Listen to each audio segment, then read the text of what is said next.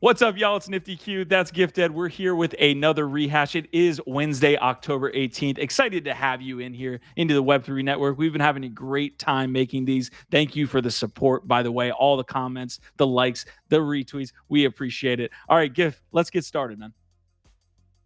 Yeah, man, we got to get started because we only got 10 minutes, Q, to get through the top 10 stories in Web3 from the last 24 hours. What's up first?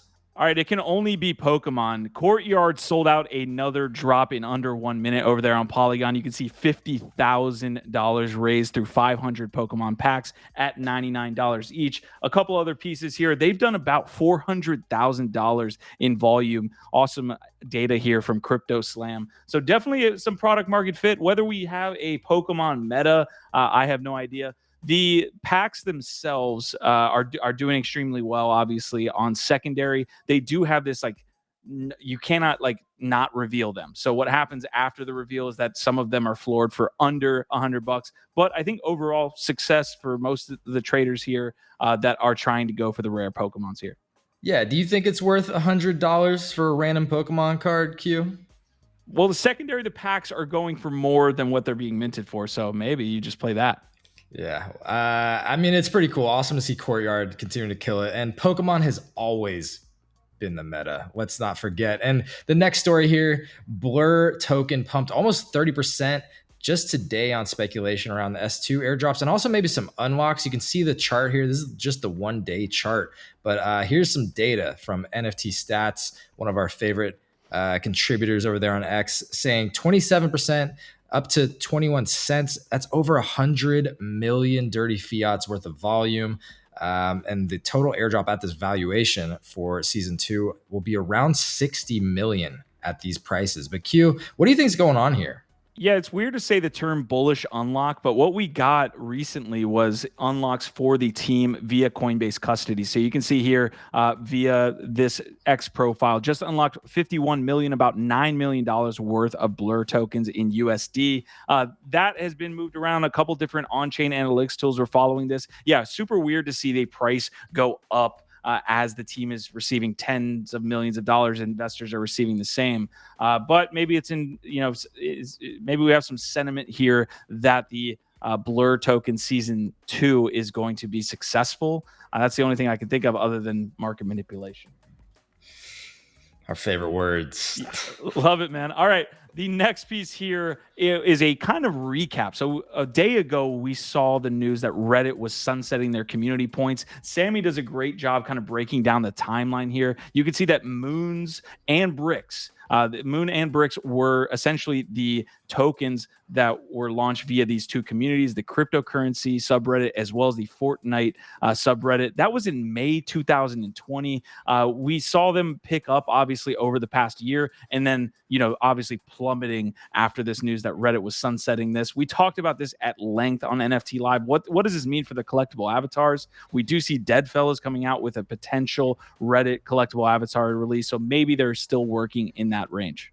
Yeah, a lot of concerns from the community around, are you going to continue to support other Web3 initiatives, like specifically your NFTs? Again, you just mentioned there is a Deadfellaz tease, some kind of NFT avatar collaboration with Reddit coming. So I doubt they're going to be just totally dropping all of that. Seems like it's been very successful, but obviously a step back in terms of integrating Web3 tech over there, and a big bummer. We'll continue to follow that as we learn more.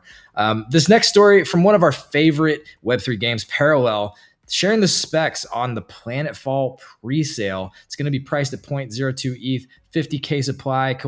It's going to contain all different types of packs, player packs, collector packs, and collector crates, and chances at prime pulls. Lots of really dope art being shared right now, even a cool trailer.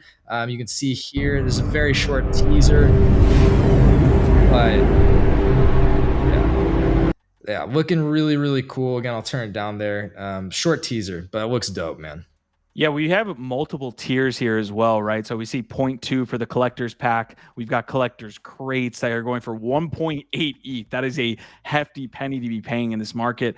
And you do have some utility for holders, right, that are playing this game. So definitely interesting on the Parallel front. They've always done really good at turning the right nozzles, the sinks, if you will, in that environment. So I really like what they're getting done. October 28th is the drop date. Ooh, appreciate that. All right, I've got the next piece. This is a relatively quick piece of news. We do have the CryptoPunks Punks as told by CryptoPunks, that is mini doc series here by NFT Now. This is going to be with Claire Silver. This is pretty interesting. It's only 8 minutes, so you can jump into it now. We'll have the link in the description. You can go check it out. But I love the idea that punks and the ideals around them as well, the fact that they have had such a strong community for such a long time, and the ability to tell their story via those individuals is actually a really cool idea. Yeah, shout out to both CryptoPunks community as well as NFT Now. I'm excited that I can binge a few episodes now. They're like short webisodes, and yeah, it looks interesting. That teaser right there showing, you know, a clip from Claire's episode looks really, really cool. So yeah, we'll continue to share more, but I haven't watched it, and I'm excited to for all the reasons you just said, Q. We love everything the punks represents in the space. All right, next one. Here's a great project. There's CryptoPunks, and then there's Pixelmon. These two things go right together. Kevin the Adventurer is apparently a hyper casual game being dropped by Pixelmon. No, we are not trolling you. This is a real game that is launching on BAYC on October 24th. You can get on the sort of pre-register right now, and that gets you some kind of special badge and in-game boosts. Let me see if I can pull this up really quick. You can actually see the website. Tokens? Jeez. This is real.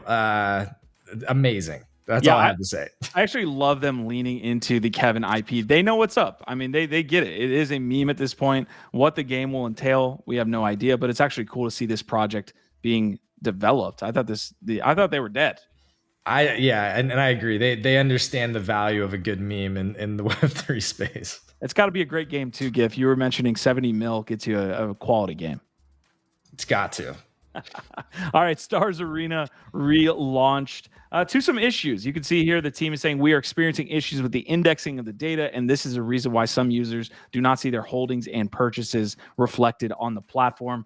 So again, it's nice to see not everybody flocking to the exits. I was actually having trouble looking up any Dune dashboards because they did make a change to the contract, which I think throws off the analytics. But in mass, I don't think we saw a exit by their users. Gif, you are using Stars Arena actually, so you probably have some insights here. But steady as she goes, I guess we need to look at the data tomorrow. Yeah, shout out Chaz Gold for picking up one of my tickets over there. I'm playing around on it. I'm excited. They are experiencing a lot of difficulties and challenges right now. Hopefully they get through these humps. But yeah, some data issues. They got a new contract, and we'll continue to see where it goes. There was actually, while we're recording this right now, I think they're hosting a space on X with like over 300 plus people in there. So there's a lot of excitement and interest in it still. We can say that.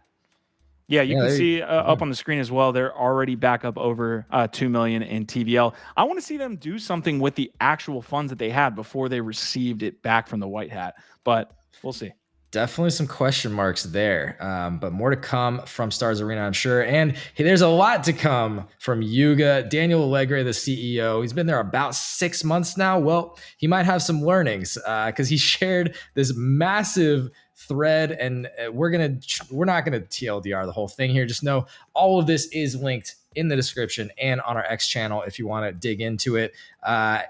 He dove into each of the projects, provided a ton of insights, was very transparent, robust response here to a lot of criticism and community feedback.